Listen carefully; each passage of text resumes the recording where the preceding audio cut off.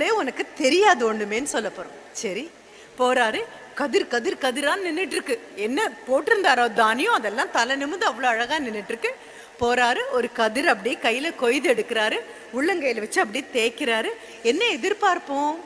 அப்படியே everything will be ரைப்பன்ட் சீடாக இருக்கணும், பால் பிடிச்சு மணி மணியா இருக்கணும். உள்ளங்கையில தேய்க்கிறாரு, தேய்ச்சிட்டு அப்படின்னு ஊதுறாரு.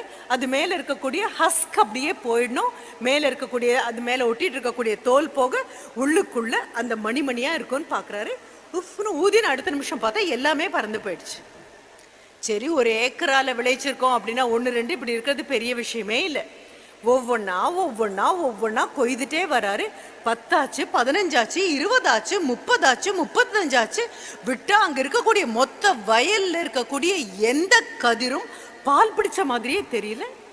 ஆனா பார்த்தா எல்லாம் ஆரோக்கியமா நின்றுட்டு இருக்கு, செழிப்பா நின்றுட்டு இருக்கு, கொழு கொழுன்னு நின்றுட்டு இருக்கு. இருக்கு கோபம். ஆண்டவன் இங்க வா, இங்க. கடவுள் அடுத்த நிமிஷம் வந்தேன் அப்படின்னு வந்து நின்றுட்டாரு. தெய்வம், என்ன இது? எதுவுமே பால் பிடிக்கவே இல்லை. நாளைக்கு அறுவடைக்கு எல்லாரையும் கூப்பிட்டுருக்கேன். இது என்ன அநியாயம்? நீ என்னை ஏமாத்திட்ட. கடவுள் சொல்றாரு, how can I cheat on you? I never came anywhere near your field. You asked me to stay away and I did stay away. Nagar அப்படின்னு நகர்ந்துட்டேன், நான் வரவே இல்லையே. நீ இப்ப கூப்பிட்ட போது தான் ஓடி வந்திருக்கேன். நீ மழை கேட்ட போது மழை வந்தது, வெயில் கேட்ட போது வெயில் வந்தது, காற்று கேட்ட போது காற்றுக்கு வந்து என்னெல்லாம் எவ்வளோ வேணுமோ அவ்வளோலாம் வந்தது. இப்போ எல்லாம் கதிர் பிடிச்சு நிற்கும். ஒவ்வொரு கதிரா கிள்ளி உள்ளங்கையில வச்சு தேய்ச்சி ஊதி பார்க்கும்போது எல்லாம் வெறும் சாவியாக இருக்கு, எதுவுமே பால் பிடிச்ச மணியாக இல்லை. அப்படின்னா என்ன எப்படி குற்றம் சொல்ல முடியும்? நான் ஒரு தப்புமே பண்ணலையே. சரி, அப்போ பக்கத்து வயல்ல பாதி வயல்ல எல்லாம் பாதி இப்படி கிடக்குது, அதுலேருந்து ஒரு கதிரை கொண்டு வாங்க. கொண்டு வந்து தேய்ச்சி இப்படி ஊதி பார்க்குறாரு, அத்தனையும் பால் பிடிச்ச மணியாக இருக்கு.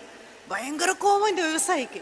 நீங்க என்ன ஏமாத்திட்டீங்க, நீங்க என்ன ஏமாத்திட்டீங்க. அப்படிங்கும்போது ஆண்டவன் சிரிச்சுட்டே சொல்றாரு, தேவையில்லாத நேரத்துல பெருமழையும், தேவையில்லாத நேரத்துல பெரும்பெயிலும், தேவையில்லாத நேரத்துல பெருங்காற்றும் வரும்பொழுது இந்த பயிர்களுக்கு என்னது ஆகுது தெரியுமா?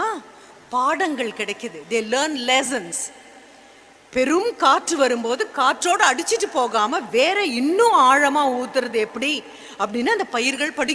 பெருவெள்ளம் வரும்போது தேவையான தண்ணீருக்கு மேல அதிக தண்ணீர் எடுக்காம இருக்கிறது எப்படி பயிர்கள் படிக்கும். கடும் வெயில் வரும் பொழுது பூமிக்கடியில பாஞ்சு பாஞ்சு பாஞ்சு ஒரு சொட்டு தண்ணி கிடைக்குமா, ஒரு சொட்டு தண்ணி கிடைக்குமா, தேடி தேடி எடுக்கிறது என்ன அப்படின்னு படிக்கும்.